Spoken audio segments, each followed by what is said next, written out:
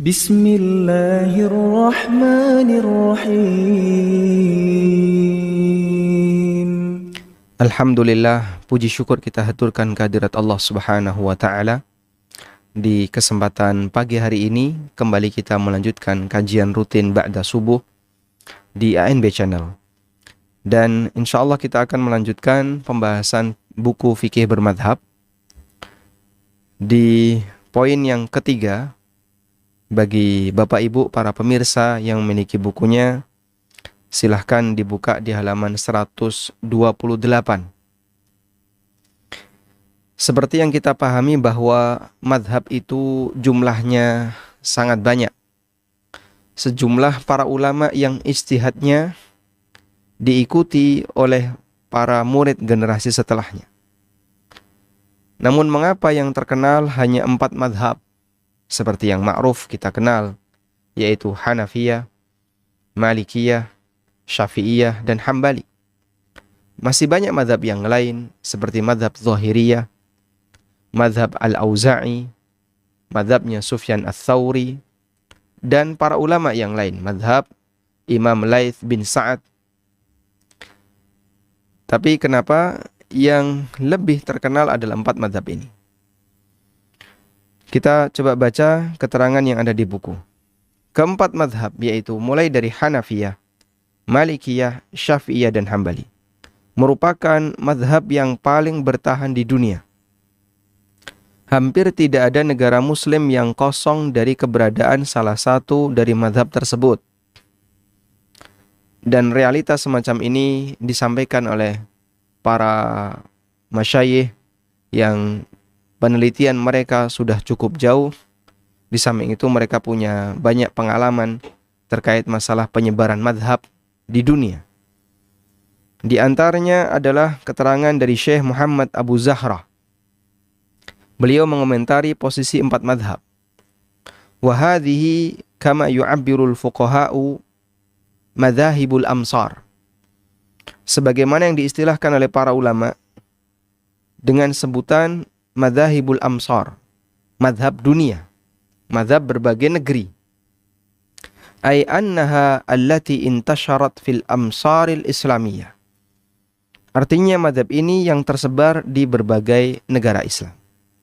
Wala yakhlu misrun minha. Fala yumkinu ayyujada misrun islami khalin minha. Tidak ada satupun negara Islam yang kosong dari madhab itu. Dan tidak mungkin ada negara yang keempat madhab itu tidak ada. Sehingga dari 4 madhab itu, gak mungkin ada sebuah negara muslim, kita bicara negara muslim ya, di mana keempat madhab ini tidak ada. Kata beliau, hampir tidak mungkin. Wa qad yakhlu min ba'diha wa la yakhlu min kulliha. Bisa jadi ada satu negara yang di situ sebagian madhab nggak ada. Misalnya negara A, di negara A ini tidak ada masyarakat muslim yang bermadhab Hambali atau bermadhab Syafi'i. Meskipun mereka pasti di situ akan ada madhab Maliki atau madhab Hanafi atau madhab yang lain. Tayyib. Ini keterangan yang disampaikan oleh Muhammad Abu Zahra yang menunjukkan bahwa hampir di semua negara Islam pasti di situ ada salah satu dari 4 madhab yang tersebar di berbagai dunia. Kemudian Dr. Khalid Ar-Ruwaiti dalam disertasi beliau tentang bermadhab, At-Tamadhub, beliau menyebutkan beberapa alasan kenapa 4 madhab ini lebih tersebar dibandingkan madhab-madhab yang lain. Apa latar belakang yang menyebabkan 4 madhab ini lebih terkenal dibandingkan madhab-madhab yang lain? Yang pertama adalah keberadaan murid yang lebih menonjol. Manusia paling berjasa dalam penyebaran madhab adalah manusia yang paling berjasa dalam penyebaran madhabnya ulama adalah murid-muridnya. Karena suatu madhab bisa tersampaikan ke masyarakat jika diteruskan oleh para muridnya. Dan itu hal yang ma'ruf. Sebagaimana komentar Imam Asy-Syafi'i tentang madhab Imam Al-Laits bin Sa'ad. Yang kita tahu Al-Laits bin Sa'ad seorang ahli hadis, ahli fikih, ulama kibar. Ijtihadnya banyak memberikan pengaruh bagi masyarakat Mesir. Dan beliau tinggal di Mesir, sangat kaya. Penghasilan beliau dalam 1 bulan bisa mencapai sekitar 2 M dalam 1 bulan. Al-Laits bin Sa'ad pernah mengatakan, Imam Asy-Syafi'i pernah mengatakan tentang Al-Laits bin Sa'ad, Al-Laitsu afqahu min Malik, illa an ashabahu lam yaqumu bihi. Al-Laits bin Sa'ad lebih berilmu dibandingkan Imam Malik. Tapi Imam Malik lebih terkenal. Nah, dan bisa jadi ada orang yang lebih terkenal meskipun ada orang lain yang lebih berilmu. Karena terkenal dengan berilmu ini 2 hal yang berbeda. Kata Imam Asy-Syafi'i, Al-Laits afqahu min Malik. Al-Laits lebih berilmu dibandingkan Imam Malik. Illa anna ashabahu lam yaqumu bihi, hanya saja para muridnya tidak melestarikan pendapatnya. Nah, terkadang imam mazhab menjumpai murid yang menyebarkan pendapatnya. Terkadang ketika imam mazhab ini masih hidup, beliau menjumpai murid yang murid itu menyebarkan mazhabnya. Seperti pujian Imam Syafi'i kepada muridnya Al-Muzani. Beliau mengatakan, Al-Muzaniyu nasiru madhabi. Muzani ini pembela mazhabku. Dan Al-Muzani termasuk di antara murid senior Imam Syafi'i. Setelah Imam Syafi'i berpindah ke Mesir, sehingga keterangan-keterangan Al-Muzani yang itu beliau dapatkan dari Imam Syafi'i mewakili pendapat Imam Syafi'i yang baru, yang disebut dengan Al-Qaulul Jadid. Sebagaimana yang kita pahami bahwasanya Imam Syafi'i punya pendapat lama, yaitu Qaul Qadim, dan punya pendapat baru, yaitu Qaul Jadid.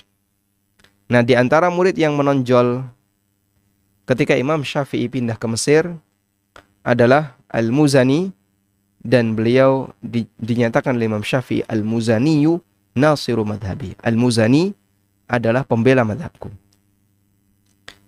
Upaya para murid imam madhab dalam menyebarkan pendapat imamnya adalah dengan 2 hal. Yang pertama, dengan dilakukan at-tadwin. Dengan melakukan at-tadwin. Bagaimana bentuk at-tadwin? Mengkodifikasi keterangan dan fatwa imam madhab. Membukukan, menulis keterangan dan fatwa imam madhab. Seperti yang dilakukan oleh Al-Muzani, yang beliau menulis buku fikih Mukhtasar Al-Muzani. Dan itu berisi keterangan-keterangan yang beliau dapatkan dari gurunya. Demikian pula yang dilakukan oleh para ulama yang lain, seperti murid-muridnya Imam Ahmad, yang mereka bukukan jadi kitab Al-Masail. Ada Masail Abi Dawud, ada Masail Abdullah, ada Masail ulama-ulama yang lain. Yang itu adalah kumpulan fatwa dari Imam Ahmad yang kemudian mereka bukukan. Sehingga dari situ mereka mengkodifikasi fatwa dan keterangan dari imam madhabnya. Kemudian cara yang kedua, madhab itu kelihatan adalah karena dilakukan takhrij al-fiqhi. Takhrij al-fiqhi. Bagaimana bentuk takhrij fikhi? Menjawab kasus baru dengan menggunakan keterangan imam madhab di kasus tertentu yang memiliki kemiripan dengan kasus baru. Jadi contohnya seperti ini ya. Ada kasus A. Ada kasus A. Kasus A ini terjadi di masa Imam Syafi'i misalnya. Lalu kasus A ini sudah dijawab oleh Imam Syafi'i. Kasus A dijawab oleh Imam Syafi'i. Ya. Kemudian setelah berlangsung sekian tahun, berlalu sekian tahun,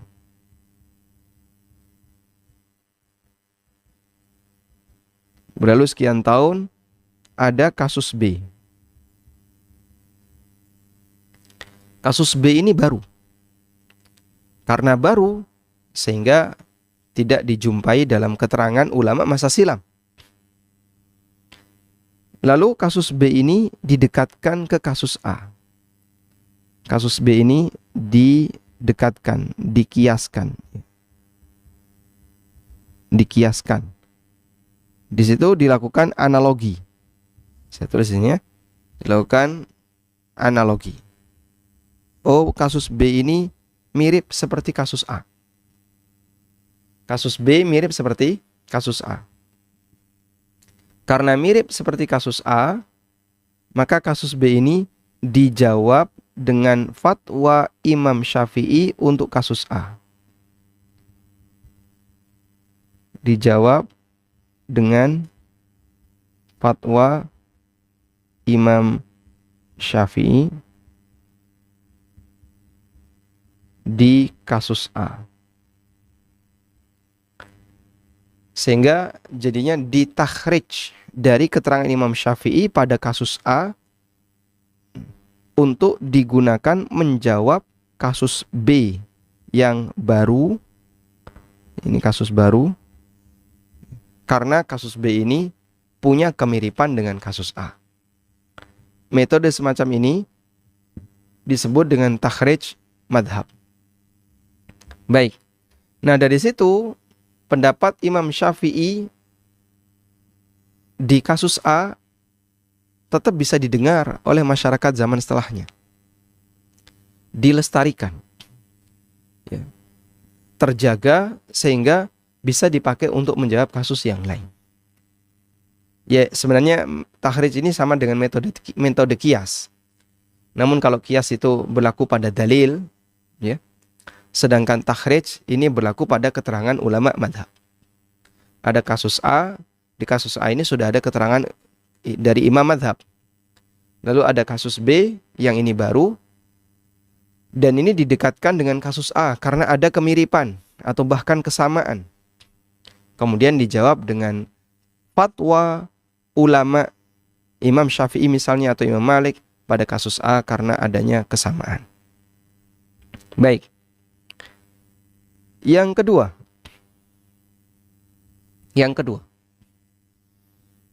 adopsi negara terhadap mazhab tertentu. Sehingga faktor yang kedua kenapa 4 mazhab ini terkenal adalah adanya negara yang mengadopsi mazhab tertentu. Sehingga karena dia diresmikan oleh negara ini, maka negara ini menyebarkan keterangan dalam mazhab itu ke seluruh penjuru wilayahnya. Sebagian negara Islam mengadopsi mazhab tertentu dan menjadikannya sebagai mazhab resmi penduduknya. Ibnu Hazm menceritakan kondisi penyebaran mazhab Hanafiyah dan Malikiyah di Andalus. Kata Ibnu Hazm, "Madhabani intashara fi bad'i amriha birriyasah was sultan." Ada 2 madhab yang pada awal mulanya tersebar di tempat kami, fi bad'i amriha birriyasah was sultan. 2 madhab yang tersebar melalui kekuasaan dan sultan, yaitu madhab Abu Hanifah dan madhab Malik bin Anas indana di tempat kami. Jadi keterangan Ibnu Hazm, beliau menyampaikan 2 mazhab ini tersebar karena dulu diadopsi oleh negara dan negara mewajibkan bagi para penduduknya untuk menggunakan mazhab ini.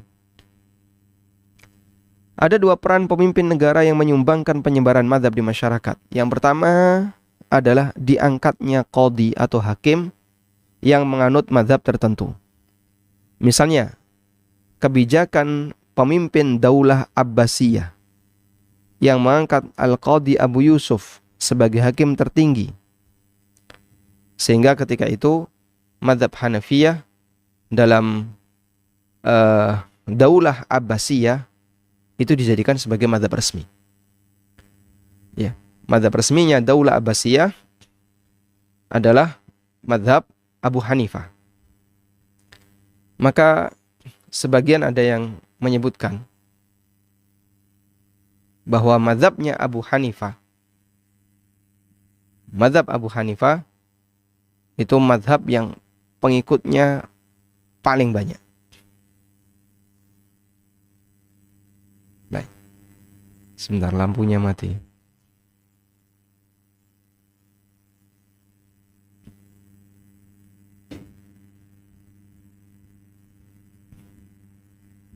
Baik. Sebagian ada yang menyebutkan bahwa mazhabnya Abu Hanifah adalah mazhab yang pengikutnya paling banyak. Bahkan ada yang menyebutkan pengikut mazhab Hanafiyah itu mencapai sepertiga dari jumlah kaum muslimin di dunia. Contoh yang lain adalah Yahya bin Yahya Al-Laythi, muridnya Imam Malik, yang menjadi kepercayaan pemimpin Andalus, sehingga beliau menjadi penasihat agama ya para pemimpin Andalus. Ini yang pertama. Jadi negara mengangkat ulama dari mazhab tertentu sebagai qadhi atau hakim, yang dengan itu menyebabkan mazhab ini tersebar di negara tersebut. Yang kedua adalah dibentuknya lembaga fatwa yang beranggotakan ulama dengan mazhab tertentu. Adanya lembaga fatwa yang beranggotakan ulama dengan mazhab tertentu. Ad-Dahlawi menjelaskan kenyataan ini di lapangan. Ayu madhabin kana ashabuhu masyhurin wasadda ilaihimul qada wal ifta washtahara tasanifuhum finnas wa darasu darsan zahiran intashara fi aqtaril ardi. Mazhab apapun yang ulamanya terkenal dan menjadi rujukan dalam qada, dalam peradilan dan fatwa, karya-karyanya yang tersebar di masyarakat, mereka mempelajarinya secara terbuka, intashara fi aqtaril ardi, maka akan menyebar di seluruh penduduk di penjuru bumi. Sehingga menyebar karena karyanya diresmikan oleh negara. Lembaga-lembaga fatwanya dilindungi oleh negara. Maka akan lebih mudah untuk menyebar ke penjuru bumi.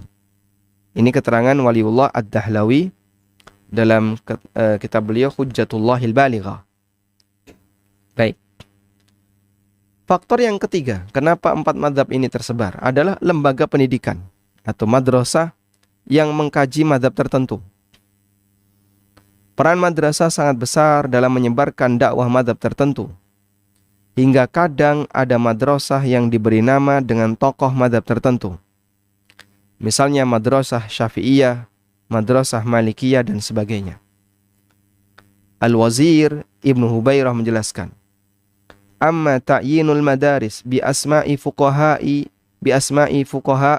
muayyanin fa innahu la ara bihi ba'san. Penyebutan madrasah dengan nama ulama tertentu menurut saya bukan masalah.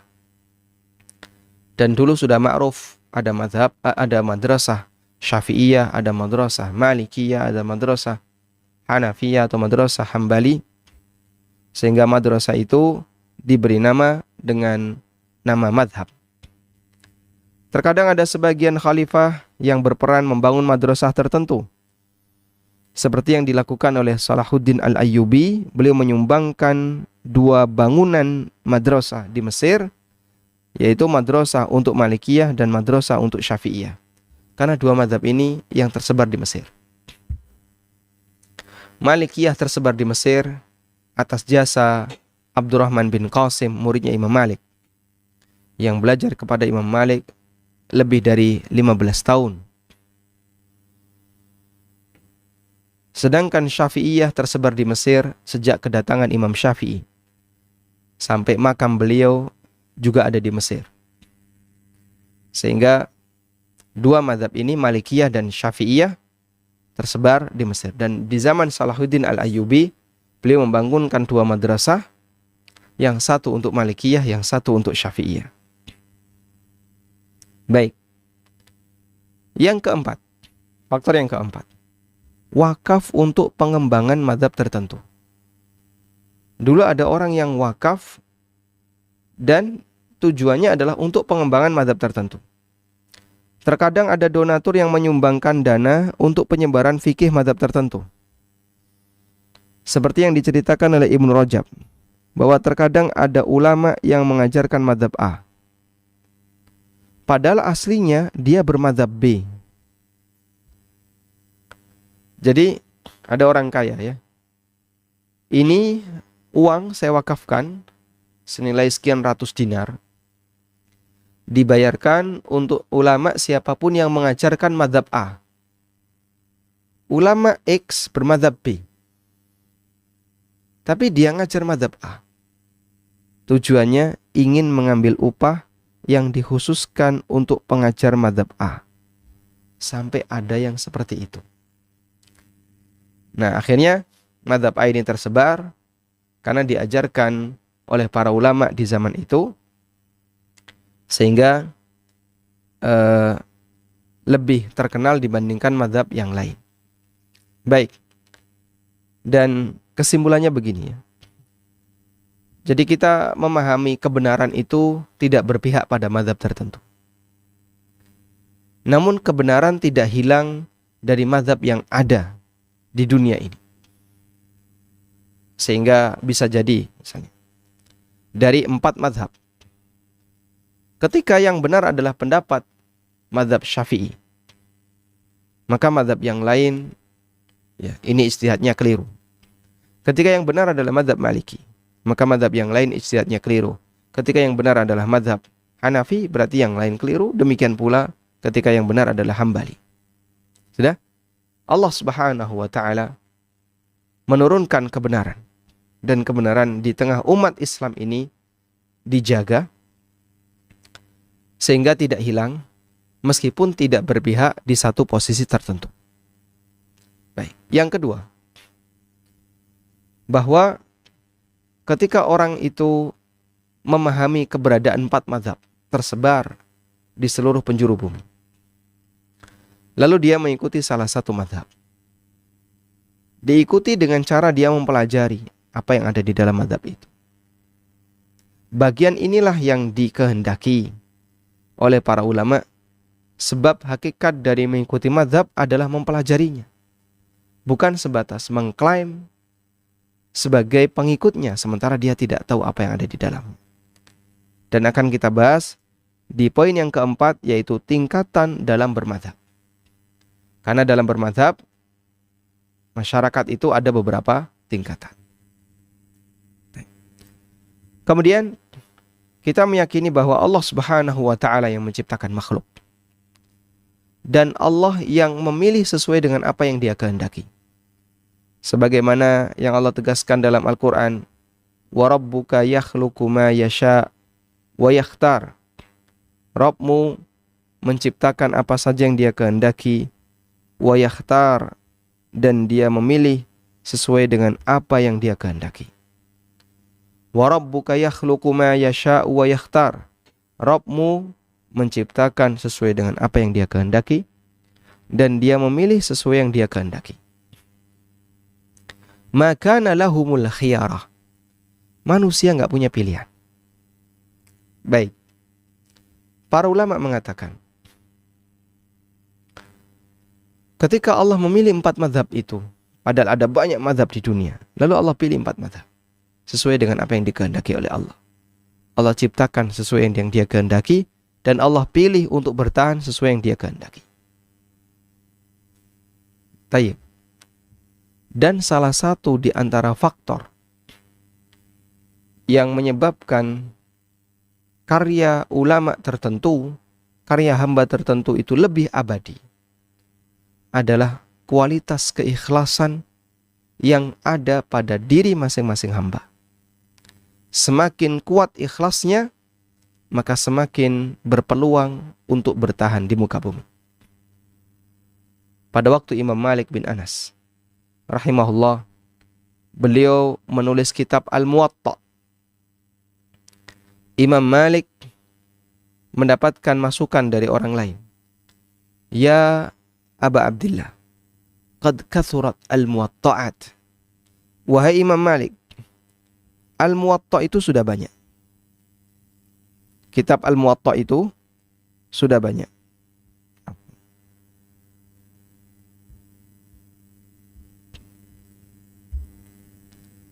Wahai Imam Malik, kitab Al-Muwatta itu sudah banyak. Kenapa kamu menulis kitab Al-Muwatta? Lalu apa kata beliau?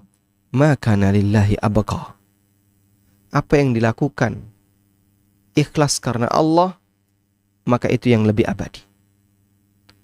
Apa yang dilakukan ikhlas karena Allah, itu yang lebih abadi. Sehingga Anda bisa saksikan realita di zaman sekarang. Waktu Imam Malik menulis kitab Al-Muwatta, ada masukan, kitab semacam ini sudah banyak. Kenapa kamu menulis? Sekarang mana Muwatta yang lain selain karyanya Imam Malik yang ada dan kita saksikan di zaman ini? Padahal dulu disebutkan kitab semacam ini sudah banyak. Kenapa kok Anda menulisnya? Sekarang kita lihat. Al-Muwatta mana selain Muwatta'nya Imam Malik yang yang tersebar di masyarakat kita di zaman sekarang? Kita tidak menjumpai Muwatta'nya Imam Malik. Kita tidak menjumpai kitab Al-Muwatta selain Muwatta'nya Imam Malik. Padahal itu beliau tulis ya sekian lebih dari 1000 tahun yang lalu kan. Imam Malik meninggal sekitar tahun 189 kalau tidak salah. Ya. Imam Abu Hanifah meninggal tahun 150, Imam Malik sekitar tahun 189. Berarti sudah lebih dari 1200 tahun. Sekarang 1443. Lebih dari 1400 tahun, 1200 tahun. Bertahan. Kitab yang bertahan lebih dari usia 1200 tahun. Wa rabbuka yakhluqu ma yasha' wa yakhtar. Allah menciptakan sesuai dengan apa yang Dia kehendaki dan Dia memilih sesuai yang Dia kehendaki. Dan sesuatu yang ikhlas itu akan lebih bertahan. Allah abadikan sejarah sebagian hamba untuk menjadi guru umat sehingga karya-karyanya dinikmati oleh umat sampai zaman sekarang. Ulama itu kan jumlahnya jutaan. Ulama itu jumlahnya jutaan.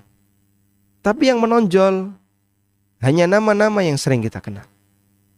Sementara yang lain jutaan ulama yang tidak kita kenal. Dari mulai zaman tabi'in ya, sampai di zaman sekarang. Yang lain mana ulama ini? Nama-namanya mana? Kita tidak kenal. Wa rabbuka yakhluqu ma yasha' wa yakhtar. Allah menciptakan sesuai dengan apa yang Dia kehendaki dan Dia memilih sesuai dengan apa yang Dia kehendaki.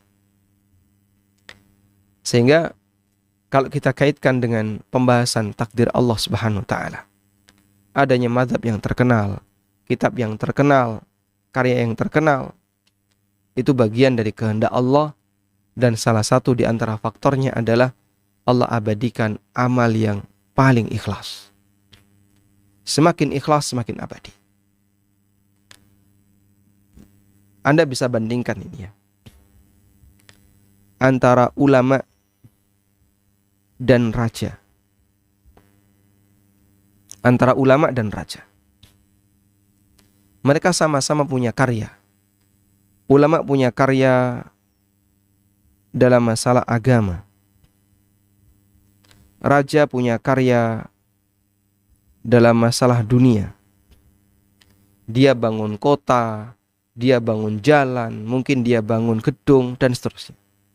Sehingga karyanya dalam masalah dunia. Tapi pada saat di zamannya, ulama ini terkenal. Terkenal di zamannya. raja bagaimana? Terkenal juga sang raja. Terkenal di zamannya.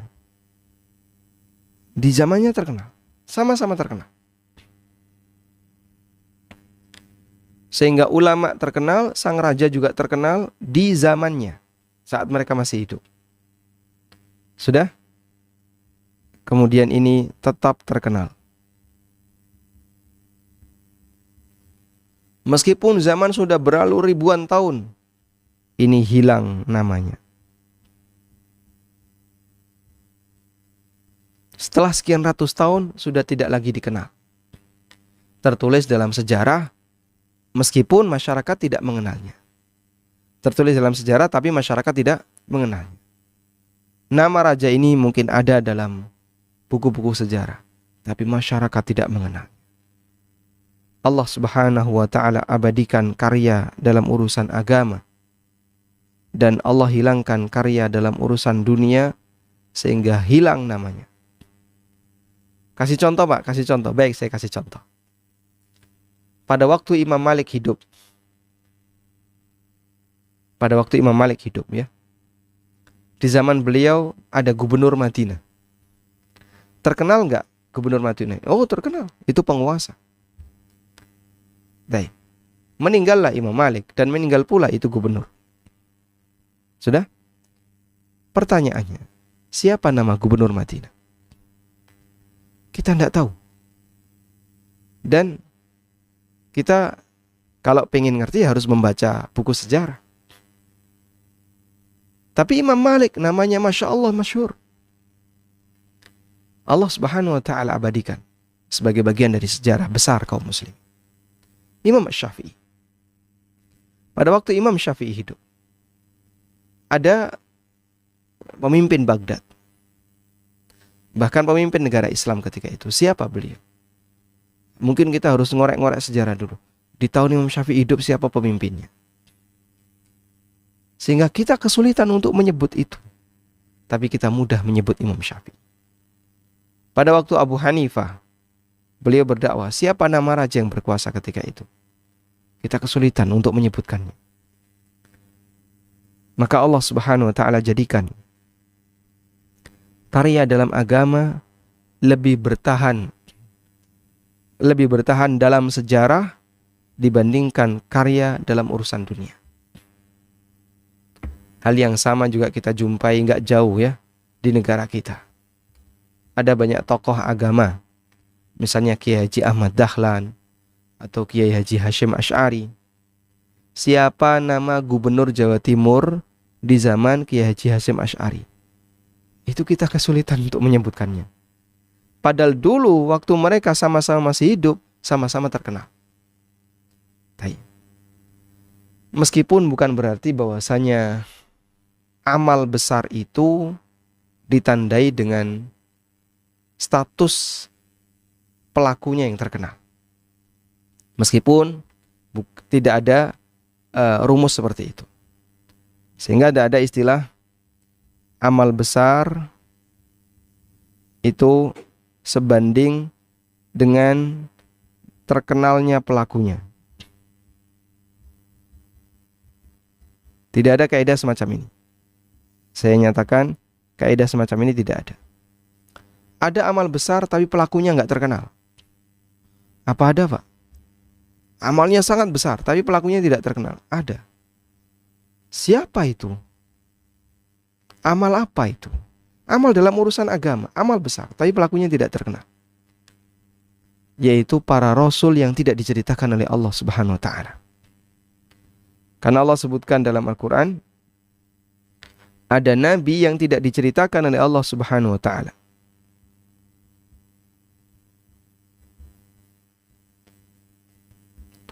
Wa rusulan qad qasasnahum 'alaika wa rusulan lam naqsushum 'alaik wa kallamallahu Musa taklima. Ada para rasul yang telah kami ceritakan tentang mereka kepadamu, dan ada para rasul yang tidak kami ceritakan tentang mereka kepadamu. Masya Allah.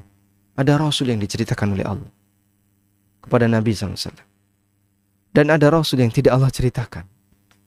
Sehingga Rasul ini sejarahnya tidak dijumpai dalam Al-Quran maupun hadis. Karena Allah tidak membuka itu untuk nabinya sallallahu alaihi wasallam. Sehingga manusia yang lain nggak mungkin tahu. Nabi saja nggak tahu. Padahal itu berita gaib masa silam. Dan jumlah Rasul sangat banyak. Ini contoh. Ada amal besar namun tidak nampak dalam sejarah. Karena Allah tidak nampakkan.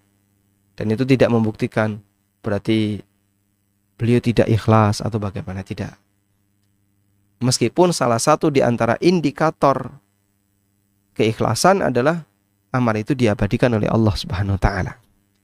Namun bukan berarti ketika amal itu disebutkan dalam sejarah, tidak disebutkan dalam sejarah, berarti pelakunya tidak ikhlas. Bukan berarti demikian. Sehingga ada mazhab Zahiriyah, ada mazhab Imam Laits bin Sa'ad, ada mazhab Al-Auza'i, ada mazhab Sufyan Ats-Tsauri dan para ulama yang lain. Kenapa kok ini nggak muncul di permukaan? Apakah tokoh-tokoh ini nggak ikhlas? Jawabannya, tidak kita katakan nggak ikhlas. Karena tidak menunjukkan demikian. Sebagaimana ada Rasul yang tidak dinampakkan oleh Allah Ta'ala namanya. Tidak Allah ceritakan kepada sang Nabi Sallallahu Alaihi Wasallam. Sehingga manusia yang lain tidak tahu. Ada Rasul yang diceritakan dan ada yang tidak diceritakan. Meskipun mereka ketika berdakwah sangat ikhlas untuk Allah Subhanahu wa Ta'ala. Demikian pula ulama yang mereka mengajarkan agama, mereka ikhlas. Namun kenapa mazhabnya hilang? Ya. Tidak nampak di permukaan. Bukan berarti kalau mereka tidak ikhlas. Wallahu a'lam. Demikian yang bisa kita sampaikan sebagai pengantar. Semoga bermanfaat. Wassallallahu ala nabiyyina Muhammadin wa ala alihi wa sahbihi wasallam.